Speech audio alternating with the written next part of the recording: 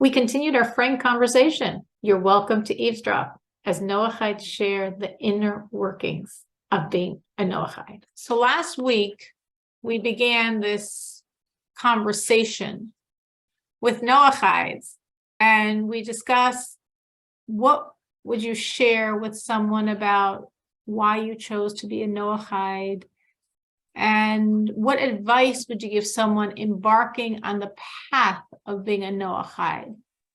And that was what we were sort of in the middle of when we really ran out of time, like we were way over time. One piece of advice, I know Dixie started us off on that piece of advice, was find someone to learn with.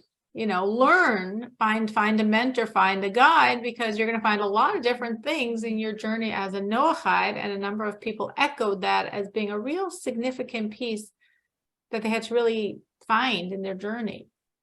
And we didn't get to any other pieces of advice, and I wanted to know, is there anything else that you would feel a newbie Noahide, it would be good for them to know, advice you would give a new Noahide? Anyone had anything else they felt really important they'd like to share with a new Noahide? Something you wish you had been told when you began your journey? You know, for a new Noahide, they have to cling to the Torah. They have to find, like I said earlier, somebody to study with. But that person to study with needs to be Torah grounded, let me put it that way. And really needs to be a Jew, if you can find a Jew, because they know the Torah. And that's what I would say. Because you're saying if they're not clinging to Torah, it's really hard to maintain yourself as a Noahide. Exactly. It's almost impossible. Because what do you have if you don't have the Torah? You're right back to Shitu, to the New Testament, which is, we all know, is the backside. And it's not true because it's a copy paste and they've inserted another God. Right. And so you're if saying, you don't, again, like you said before, you need a mentor and you need Torah and you need truth. And otherwise, just it's going to be hard for the Noahide to stay a Noahide, and they might just slip back into some other false belief. Exactly. Because what else do they have? They have to have support from the Jews. Have that support from the Jew. If they don't have that study of Torah, if they don't have that authentic understanding of what it means to be a Noahide, it's really hard to survive as a Noahide. Probably almost impossible. All right. All right. Ruth, Christelle, you agree with that one also? Yeah, absolutely. I was kind of thinking along the same lines as Dixie, as far as, you have to make sure that whoever it is that you're studying with, and, to just know there's different groups. And I'm not going to say that, I don't know one group from the other, but, you have to be so careful because, some people have the best intentions, but, I feel like get real close to creating another religion. Mm-hmm. And so right, yeah, they're sincere and they're trying to be Noahides, but then they just keep moving, they keep pushing past the bound of Noahide to create some new version of the story. Yeah, and I think God means for it to be very simple. Right. There are the laws, and there's about 700 pages of explaining the laws, and that's what you're supposed to do. And then once we get past that into these speculations and differing philosophies and perspectives, like, wait, is this God's vision or is this you wanting something? So like you're still not satisfied. So you just got to create something else. I hear you. Yeah. I hear you.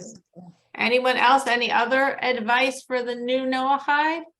Well, in my case, I just read over and over Torah. I was so hungry at the beginning that I used to read one book at least a day. Oh, wow. So when you read it, it's you just follow what it says. And of course, the Torah says that we must meet with others. So it's part of the commandment, that we can't do it alone. So in my case, I do it because it's a commandment but not to learn from others, but learn directly from the Torah. Yeah, I mean, definitely. We share. I mean, the meaning is to share knowledge or to, but not I just stick to the Torah and read it over and over again. I always find something new there every time I read it. So And that's the because source. That's as Dixie's yes, saying, that's the yes, source. That's where it's yes. at. So let me ask you, now this will really only, I guess, be applicable to Christelle in terms of everyone's age range. But for those with younger children, AKA in this moment, Christelle, what is your vision for your child's future as a Noahide? Do you envision it as similar to yours, as different? What's your vision?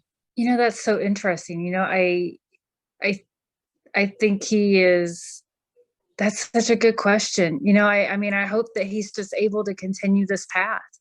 I know that he is alone, but I mean, even as a child, he seems to be able to manage it very well. I mean, you know, sometimes I wonder, you know, it's like you say, like, we're here together tonight because this is the way God wants it, you know, and I was hoping by moving, you know, in an area, you know, close to where the Jewish people of this area live, that we would end up with, you know, this like, you know, these people that were, you know, Jewish and following Torah, and that, you know, that we could kind of like fall in line with. And it's like, you know, I mean, Baruch Hashem, we have Jewish neighbors, but, you know, they're Messianic. So, I mean, Right. You come to get your neighbors and their Messianics, right? but yeah, so I just hope that he can maintain. And I'm very hopeful that, because we were so honest with him about, like, you know, this is what other people believe. And he just feels like it's like, that just sounds wild to him. And so I'm hoping that he just has such attachment to truth and to Torah and, you know, what we're doing, that will just be his guiding principle. And I mean, I would hope that he would find somebody that will believe very similarly. So he has a big advantage over you because he was born into it, because he has parents that are supporting him, because this is the culture of his home. So he doesn't have to find it the same way you did, but you're right. Ultimately, he's going to live his own independent life. And yeah, he has to create a family, a future that if this is a priority, it's definitely going to impact his spouse. And then based on that, the family they raise together. I know for many people, when they become a Noahide already, their children are older and they don't have the same opportunity to really raise them as Noahides, but we do have a number of people in the group that have younger children. And it'd be interesting, you know, that hopefully God should help them, that their children should continue in their path, which of course is what every parent wants, that their children continue in their path. And having the support that you should be able to guide him, because of course, even though he has parents and even though he's coming from it, obviously, he's going to find a lot in the world. There's a lot of things in the world he's going to have to contend with, and God has to help each one of them. What are your sacrifices in being a Noahide? What do you call your sacrifices currently in being a Noahide? Or if you can't think of any currently, in the past? I don't think there's been any sacrifice. No sacrifice. That's awesome. Ruth, what about you? What are your sacrifices in being a Noahide? Well, I think walking away from family, so that they think that we are weird, and they just don't want to even inquire what am I changing, why am I following different path. You know, they just don't want to know. So that's I think that's you have to sacrifice that, you know, family reunions, because they get together and days that is not in the Torah. So I have to walk away from them. I would imagine that is probably for most Noahides the most overarching sacrifice that probably most share. I think that's a very common refrain that a Noahide is going to say, is a sacrifice of separating to some degree or another, depending on the family dynamics, from family, and definitely from family gatherings and family gatherings in certain times of year, for sure. And But that was friends, just at the beginning, you know, because today I feel that I don't miss anything. I think when you follow Torah, our Heavenly Father gives you others. I don't know. I just feel that I wasn't happy there. So So it's not such a sacrifice. You had it and you gave it up, but all in And all, I it's not don't, I such a don't need, and I, sacrifice, because you yes, found peace and joy, and there you exactly. didn't have it. Because Torah says that if we follow this path, we're like adopted children to Abraham. So Abraham have to leave all his family. And he was a happy guy. I mean, happy family. So I'm like, well, if he could do it, then I can do it too. And I just stick to it. That's a very good reference. Avraham, we call him the Ivri, right? That's the term, the Ivri, the Hebrew. In the Hebrew, it's the Ivri. And the word Ivri actually comes from the word Aver, which means side. Right. And the sages explain, why was he called that? Abraham, the side? Because it was said the whole world was on one side and he was on the other side. It was literally him instead of the entire world. I mean, he believed in monotheism when there was not one other human that believed in monotheism. So yes, and of course, gradually he found a wife and built his own home and his own group and his own. But it was person by person. Yes, he did it. He was on one side, and the rest of the world was on the other side. And we're all told to cling to that image. When you feel sometimes like the numbers are really against you, well, hey, we come from stock of one person literally against the entire world. Dixie, what would you say would be the sacrifice in being a Noahide? Like everybody, family and friends. Your friends change big time because the people that you've run around with and done things with don't do the same things you do now and do the same observances. So it changes. And my family struggled for a while, but my parents came around finally. It was very hurtful and very hard on them, very hard on them. My dad cried because we wouldn't do Christmas. And, because he'd worked hard all of his life. And that was one of the main things, to be able to provide a great Christmas for his kids. He wasn't religious, but the Christmas was important to him because he had a terrible childhood. And it broke his heart, but he finally accepted it to the point that he would come and do meals with us and stuff and celebrate some of our stuff. But the family for one, but our friends for the other. The friends that we always had and were good friends with, we took trips and everything with. Well, that ended because we didn't live the same life they did anymore. Did you find that some of your friends stayed with you, or really not at all? Really, you were like just you and your husband, and that was it? It's you, me, and my husband, and and it had to be that way because you would get dragged back into the worship of the idol.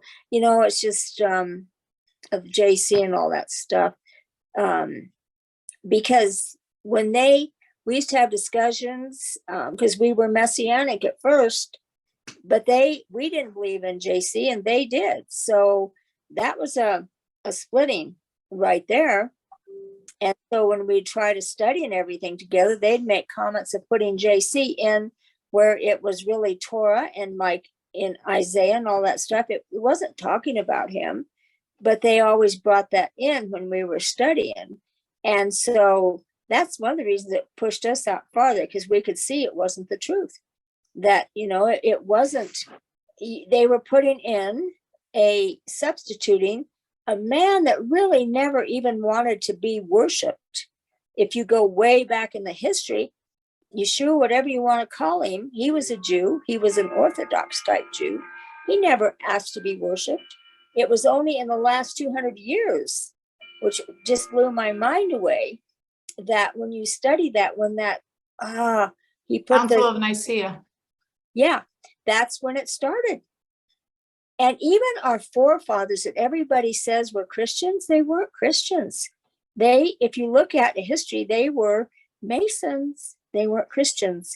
The Christians hated them so bad that they started the deal that Masons was an occult. And Rabbi Bar Zodek in his new book brought that out, that they really weren't an occult. They had different ideas, but they weren't a cult. It wasn't an occultic.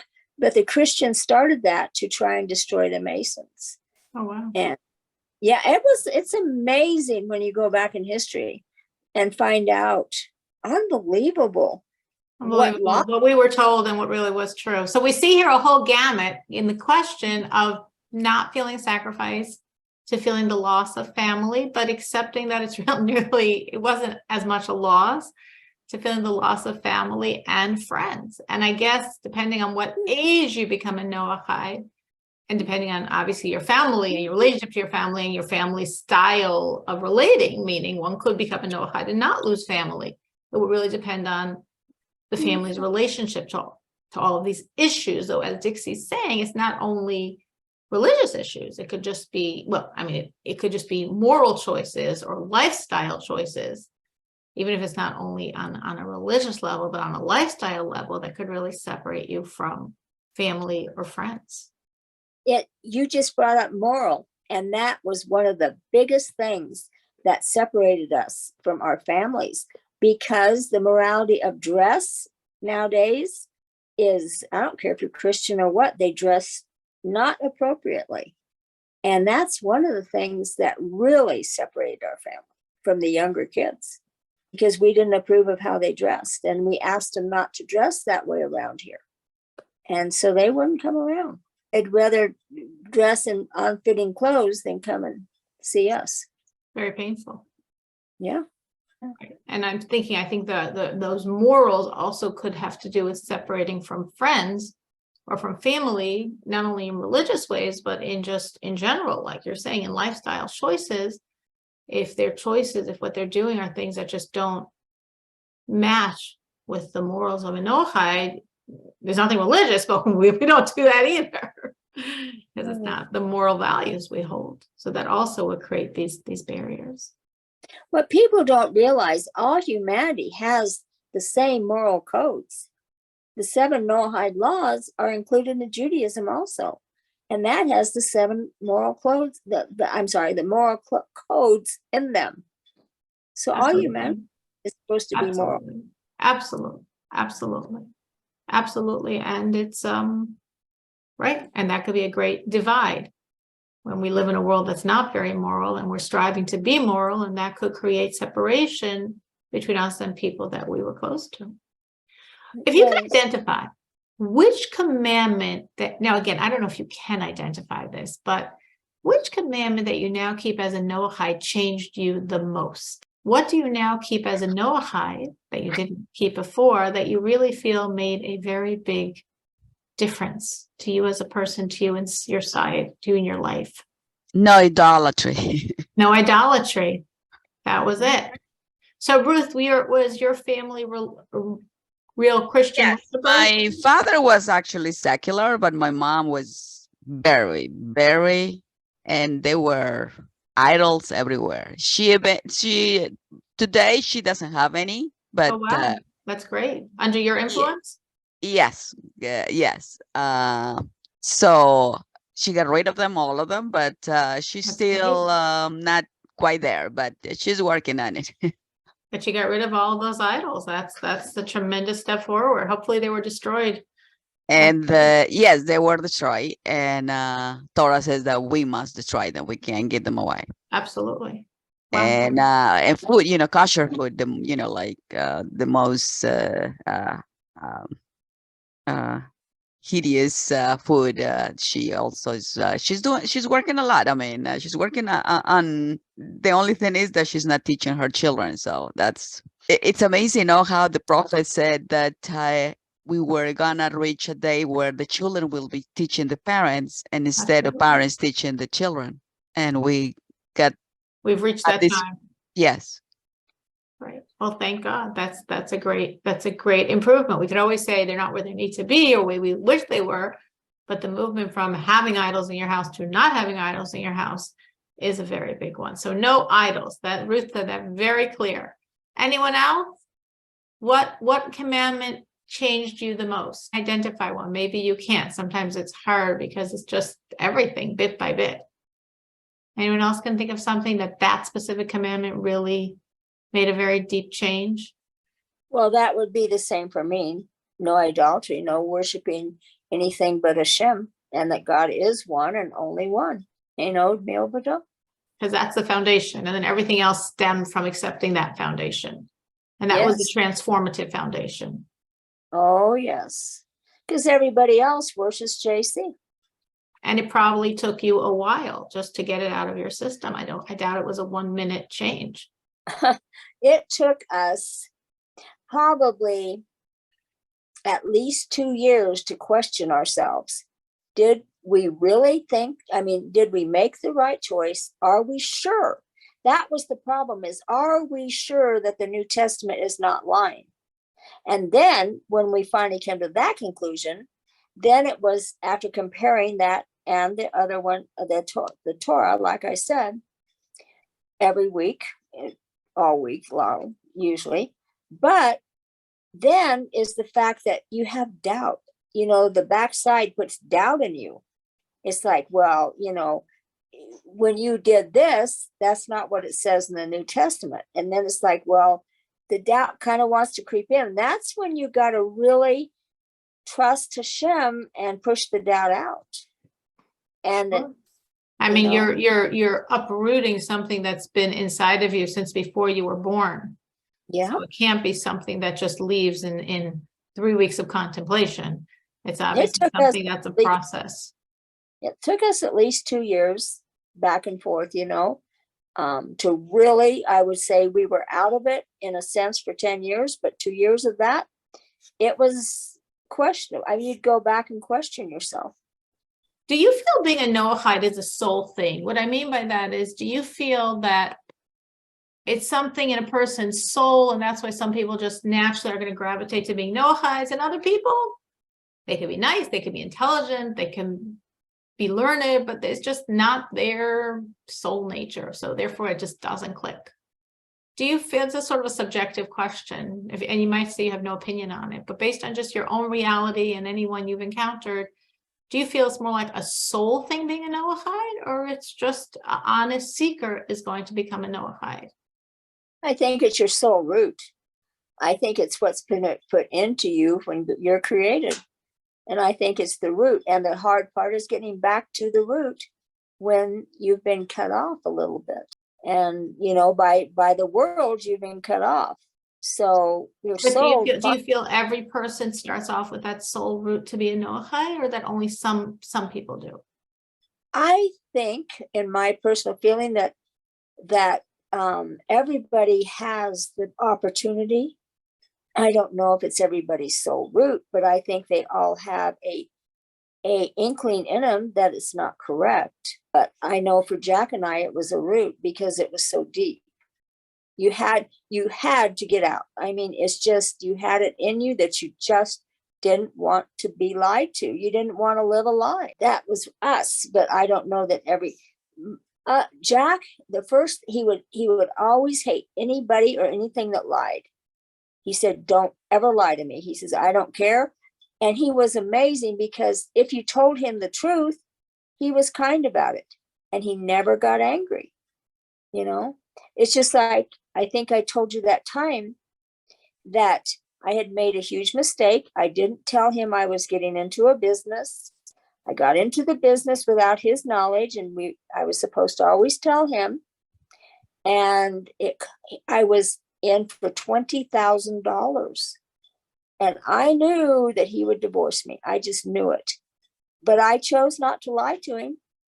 And when he come up, I remember I called him up from the barn and I said, can you come up? I have something to tell you. I said, I've done this. I said, I was trying to make money for us. And I said, I'm $20,000 in debt. And he looked at me and he said, that's okay. At least you tried. I'm like, I about fell off the chair. But if I'd have lied to him, it wouldn't have been okay. But amazing. He was an amazing man. He never got mad about things like that. And, that's the thing. He hated to be lied to. And when he found out that he was being lied to in Christianity, he was done. So that piece of him was put there very strongly to help both of you leave. Christelle, Ruth, do you have a feeling on that question? Do you feel it's a soul thing, or that everyone has a open chance in being a Noahide? Or some people have more affinity to it in than my others? case, I'm learning, and And if tomorrow I find another place where Torah brings me that under different title, I'm not looking for titles. I just looking a place where I can follow Torah in better way. And using the title of Noahide is just identity to me. It's not is to me it doesn't really mean anything between the relation that I have with our Heavenly Father. It doesn't identify me as a child, his child, you know what I mean?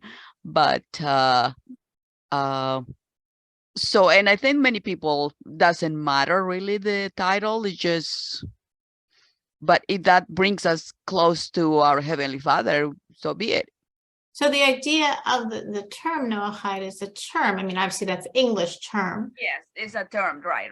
Right. But in the Hebrew, it's a term for someone who has, as we use the term, someone who has voluntarily accepted upon themselves to keep God's laws for all mankind. So the 7 laws for all mankind, which are the laws given to Noah, of course, they were originally given to Adam, plus the 7th added to Noah of the flesh of meat, because Adam wasn't allowed to eat meat. So that was how we have all of them as children of Noah, following the laws that God gave to Noah and his descendants forever, which is all mankind. So that's the reason behind the term. But of course, the beauty here is that everyone nowadays who is following these laws is really choosing to do so voluntarily. Of course, there's absolutely no compulsion, there's no court system, there's no mandate, there's no reason to do it besides, as you're saying, a relationship with you and God. And Maimonides writes that that's very, very special, very precious. And the whole idea of the afterlife, specifically for the Noahides that are not doing it because they need to, because they have to, but doing it because they want a relationship with God. And every Noahide today is doing it because they want a relationship with God.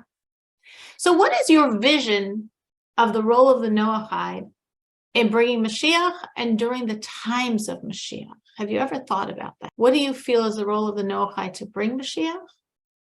And what is going to be the role of the Noahide during the days of Mashiach? I think the Noahide, or however you want to call it, because there's all sorts of also ger in the Bible too. And as you go on and take on more of the commandments that you're allowed to, as a Noahide, or you can take on commandments and you can go higher up. And I think our responsibility is to support the Jews, because they are the ones that have the temple, the commandments of the sacrifices. They have all the Jewish things that they are given by God. And we're given the opportunity to support them, to be a light for them, to come to their rescue, to help them. Not that I wouldn't support anybody, but I have 3 Jewish women that I support. I do everything I can. I take them places. If they need whatever, I'm their support. Not necessarily money-wise, but other things, And that's our job as Noahides, is to support the Jews, to surround them, to be a light unto the Jews, because they are so, my vocabulary is missing. They are so oppressed. The anti-Semitic and stuff. We're to support them. We're to stand up for them and against the anti-Semitism and everything. That's our job. Definitely, historically, that was definitely a pivotal role of the Noahide. You're absolutely right. And it's really this explanation almost for the reason for being of Noahides. Definitely throughout all of history, when from the exile some 1900 years ago, and especially, of course, in Europe, there was such enormous oppression of the Jews. And those, of course, in those days, very few Noahides. Now that we're so close to redemption, I think there's just so much spirituality in the air. So more and more people are just smelling it, breathing it in, turning to it and finding themselves as Noahides. But in history, there weren't that many, but that was definitely a critical role they played to try to be there, to help in the horrific times of oppression that definitely Jews experienced. Anyone else? Your vision of the role of the Noahide in bringing Mashiach and your vision of the Noahide during the times of Mashiach. Oh, Ruth, either of you have a thought on that? I don't know. I think, just being willing to share with other people, like, what our belief system is and, the whys of some of it. And, sometimes I don't use the terminology Noahide. I'll say, I follow Judaism, although I'm not Jewish. And then I'll explain, because a lot of times people are, they're like, Noahide, what is that? And then it's like, well, let me tell you about, George Bush the first and, what he signed into law with the rabbi. It's like, that's a very in-depth conversation to like, for someone who's never heard of anybody who follows Judaism without converting to Judaism per se. But I, the soul root question you were saying, I was just gonna mention, I think that's really interesting. I know within my family, for whatever reason, I'm very thankful that I, did, turn to Torah and, am a Noahide and follow Judaism, as much as I can at this point or do at this point. But I think it's interesting, both my nieces kind of followed with me, and my nephew, whom I didn't spend a ton of time with, he really battled. He grew up very much, in the church, but I spoke to him and he was an atheist, which is, not fabulous, but I was like, you're on your journey, and I don't know where, we don't always talk about like where he's landed at this point, but I just think it's really interesting, just out of my own family, how there's 4 of us, that are in different stages of coming out of this, and just how, huge that is. So I don't know if it's a soul root, a family root, or, I don't know. I think just being around people who think differently and learning that, oh, there's other people that think differently and it's okay. And they lead successful lives and they haven't been struck by lightning yet, Well, that's beautiful that you were able to reach out to your nieces and to help your nephew. And that's amazing. Well, I don't know if it was me per se. I just think they were around somebody who did something different. And who, it's kind of like if you lead a life that other people would want to have, then they're more curious about, well, what is it that you do? Maybe, I don't know, how is it that, you feel this way, and you're always talking about, being a better person and being on God's path, and, and that's something, people can get on board with, especially if they see that you genuinely are thankful for things and try to see the good in things. I think, so I really do think that, maybe that's an everybody thing. And so, I think our role is to just share. And, there's obviously more Gentiles than Jews. Jewish people are a minority. So the more Gentiles that do become, Noahides, that do follow Judaism and talk about it, and, people know about it. And, I think it just, more people will automatically, change their thinking because it makes sense. Absolutely. So every one of you is a billboard. You're all God's billboards. And you're right. The best billboard is just appealing, attractive. So when you have a joy inside, when you have a good marriage, a good family, when you're happy and on the inside and content with your life, and you radiate calm and joy, wow, that's such an inviting billboard. I want what you have. What do you have that gets you so happy just on a regular day with the regular details of life? Oh, you have God? I thought I had God. Oh, what's the difference? You're absolutely right. And I think that really very much answers my question of the role of the Noahide in bringing Mashiach. Definitely very much resonates with me what Christelle is saying, that the role of the Noahide in bringing Mashiach is to be that billboard, to share whenever you can, to whomever you can, and you never know who's going to be the receptive audience and who's going to. I remember a woman that came in our class a number of times from Greenland. Her name was something like Ironing Walk, or some name in that language. And I remember I said to her, "Where did you hear about being a Noahide?" I said, "Well, her brother-in-law," or whatever the story was there. And it was like so interesting that, again, this other person had, in his journey, become a Noahide, and just he sort of shared some of his questions that led him on the road. And then when she and her husband sort of mulled over the questions, they walked a very similar path. So you never know. And you could say, well, I can have that same conversation with 50 different people, and maybe one of them that I can see actually is changing their life. For all you know, all 50 are, but what you're saying is true. Truth resonates. Truth might stay inside a person for a long time till it surfaces. Or just like Dixie said, they started questioning. It took 2 years, and I'm sure for many people it takes longer. Maybe some people it takes less, but I'm sure for many people it takes longer because it's such a deep-rooted concept. And so before you can think, it's in your brain. So definitely every Noahide as that billboard, and as that positive billboard of the great joy and inner peace and relationship with other people and relationship with God. Of being a Noahide, that definitely is the most inviting way to bring other people to God and bring the world to God, which is the idea of the redemption, when the world recognizes God. So every person that you can bring to accept God, no idolatry, accept God, that's definitely a very significant step in bringing redemption. Something you learned, sorry, now you're the teachers, I'm the student, so, coming tonight, you have to really work here. Something you learned that helped you in your journey.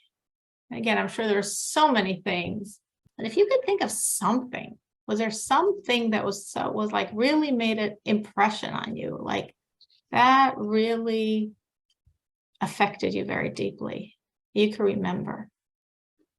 In my case, I read in Exodus or Shemot 20th, where the 10 words are line up, where it says, I think is the fourth commandment, where it says that the sins of the parents will go through 4 generations down. And that's one of the reasons that I talked to my mom about it. Mom, you have to get rid of it because you're passing on all of the to us and not on the line. So it took her at least 10 years. All right. She did get rid of it. And the amazing is that if the parents follow Torah, our Heavenly Father will bless 1,000 generations after. Right. I mean, the blessings is just very, very disproportionate. But in terms of the idea of the sins of the parents on the children for 4 generations, it's only if the children continue those sins. So if the parents are sinning, like you were saying, God forbid, idolatry, right. And the children reject idolatry, then the sins of the parents are not afflicting the children because they rejected those sins. It's only if the children continue in that path of sin, then not only is it their own sin, but it's also the sins of their fathers going back. Yes, that we see that with Abraham. His parents were idolatrous, and exactly. he broke the rejected that. He broke the line. He broke the tradition. Yes. He said, no more sins of the parents on us. No, we're starting something new here. So that was very, very transformative. Anyone else think of some thought that really made a difference? Again, sometimes it's hard to think of one when there's so many, but was there something it's also like kosher food? Kosher food really makes you feel healthier. Your body change. Well, you don't have that experience, but us that we come in from eating anytime. Yes, it does make a big difference, kosher food. And it's interesting because people always hesitate. I don't know if I have to change my diet, then I mean, it's like it's not like it's only the food that is prohibited is available. I mean, we have plenty of food. So why stick with the ones that is not approved by our Heavenly Father? I mean, they just block themselves, thinking, oh no, if I have to give up pork or I have to give up whatever all other, all kind of seafood, and that is not approved, then, but they can vision that they can walk away. I mean, I don't miss anything that I used to eat. That's pretty amazing. What convinced you this path was true? What convinced you this was true? It's the Torah. Yeah. Reading Torah, I mean, is show me that everything I learned in the past was a lie. Because you read it in the Torah and you said, this is the original, and Exactly. that's coming from this. So this is original and everything else is different than this. So that's the lie. Yeah. Reading it in the Torah. Besides, the prophet said we inherited lies from our parents. So and that was it was not a question. I mean, it was not doubt about it. Reading the Torah, seeing the truth, that was it. You were done. Anyone else? I walk away in a matter of weeks. I mean, Oh, wow. Wow. And that's from a lifetime of Catholicism. Wow. So, sir, I was going to go back and say, everything is good, everything is God. That is such a transformative sentence. And you said that probably since the first class. And, exactly. I'm saying you heard it many, many times. but yeah, that phrase, I mean, it's just very simple, but whenever you don't live this current life, that everything is a punishment. Everything is you have these different things happening that are, your whole life. I don't know, for me, it was just fear, eggshells. And it's no, actually, no, everything is good and everything is God. Even if it seems like it's not good, it's still good, and so, yeah, I am thankful for that. And I think that was a very transformative way of just transforming your thinking. For me as well, because it's so counterintuitive until we learn it and absorb it and say it again and again and again and again and again, and really internalize it. And you don't hear that. Yeah, there's no other religion I've ever looked at or studied or anything where it says that. And so that is, I think, that truth thing. I think that's what, if we are able to, because you share that with people who don't believe the same way, and they're like, oh, that feels so odd to them. They don't, but we've been, this language for so long at this point that it's just, you almost forget at one point you didn't think that way. Such a deep truth when a person might hear it, even though it might be like, what? But then on some level, it could sort of settle in. But for all of us, because it's totally counterintuitive, we have to work through it and work through it and work through it. And some moments are easier and some moments are more challenging. But you always have to come back to that. It's all good. It's all God. It's God. Everything's God. There's nothing but God. And therefore it's all good because it's all Him. Yeah. Absolutely. And then there was a thing I looked up years ago, and it's why Jews don't believe in JC. And this article came up in Aish. I think, is that how you say it? Aish, AISH. And it literally took you through each one, each verse and stuff. And I can remember whenever I was dating my husband, it was well, I'm going to get my Tanakh out. You go get your Bible. And we went one by one. And I mean, it's the look on his face as he's going through this article. And so I don't just whip it out at parties or anything necessarily with people. But it does a very good job of explaining everything to people who've not. But I do share it with people if I feel like I have that relationship where I won't turn them away forever. You know what I mean? Where I can be hey, yeah, this is something that I read that showed me, and it goes verse by verse and it explains the differences and and the whys. So what made you Google that article? I don't know. It must have been, I think I was probably, in a discussion with somebody and I needed research to back me up, you know? Wow. So it's interesting because Ruth said that she read the Torah, and from reading the Torah, the truth of it was so apparent, and then just everything else obviously was so false because it's all stemming from here and it's such a distortion.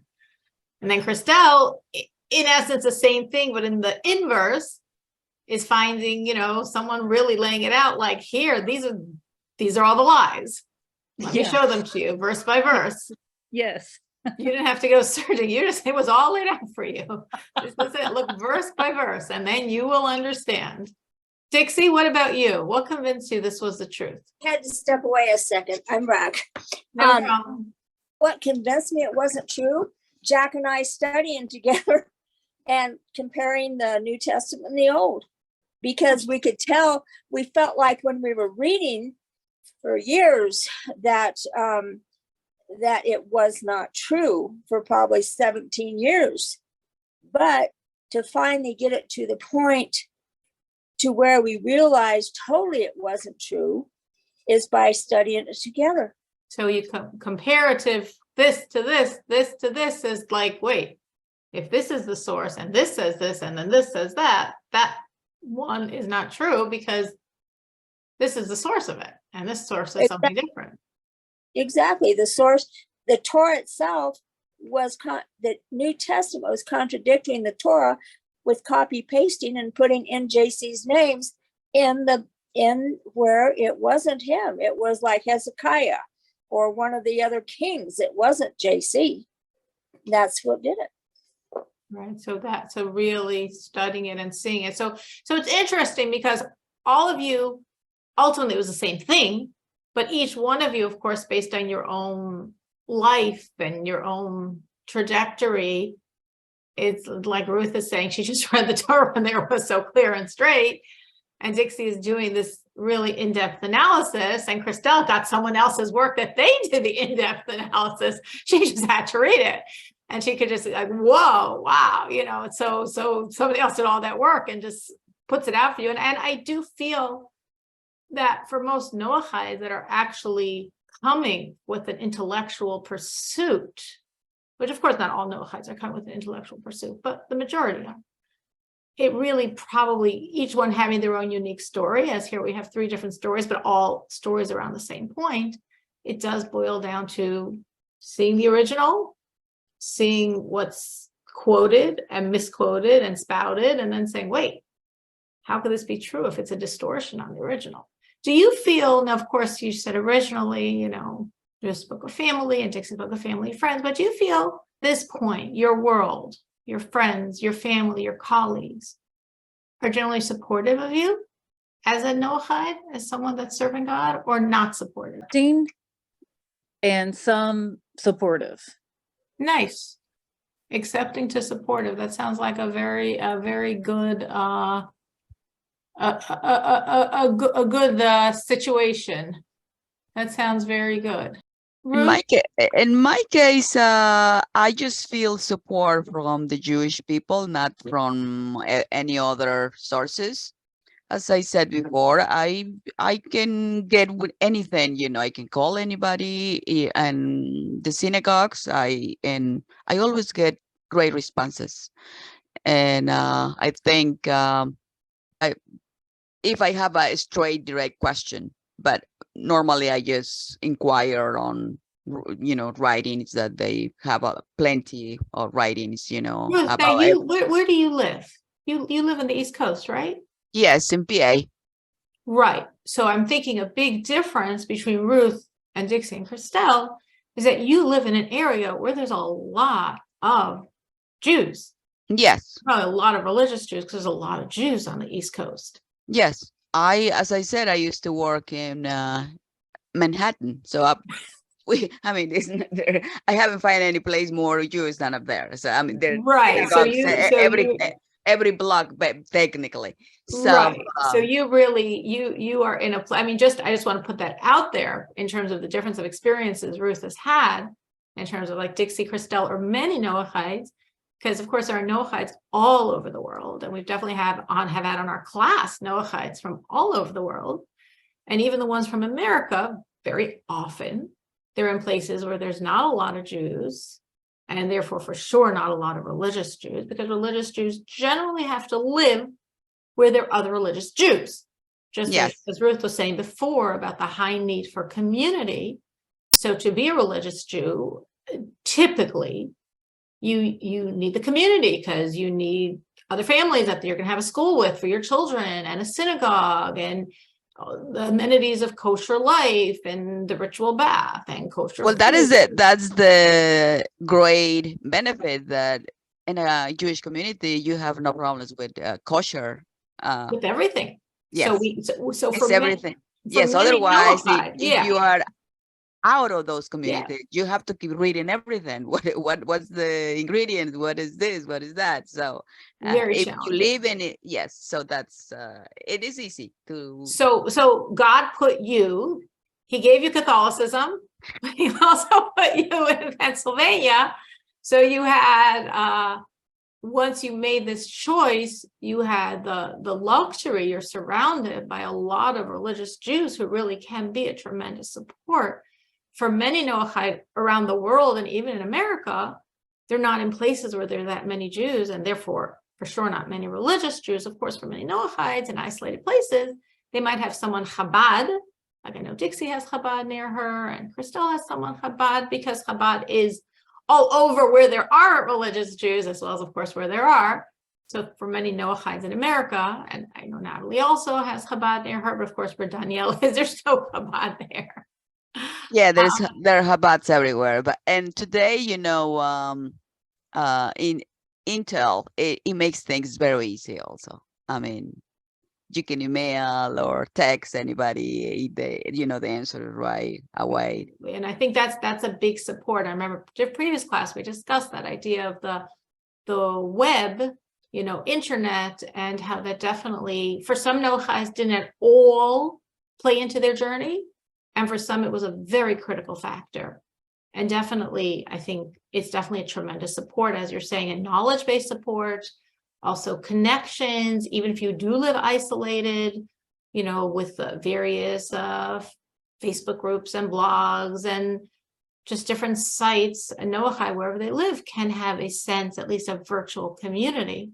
And of course, when this class, I remember when this class first went on Zoom, because we have been a phone class for quite a long time before we went on Zoom. And I remember I wasn't sure if people had Zoom, if people did it, and it was just so nice seeing people's faces. And like, oh, wow, these are the voices we know, but now we can see faces. Now we can really feel the sense of community, which is, I feel, so significant for a Noahide, because Noahides generally are alone. Dixie, how would you answer that question? Do you feel nowadays there is support more, or approval, or not in the world around you? I don't live close to anything. I'm in the country, and so my world is different than everybody else's world. The Chabad is very supportive of me, and my friends, they're supportive of me. Because they love me. They don't care if I'm a Noahide or pink or purple. They don't care. And so, they're like kind of like family. So, I'm a total different situation than 90% of the people in the world, because I live on the ranch, and not of anybody that I know supports me. They don't care. They don't even pay any attention really to what my religion is, and I don't pay much attention to theirs. We all believe in God, and that's about the bottom line. And there really isn't. I'm trying to think.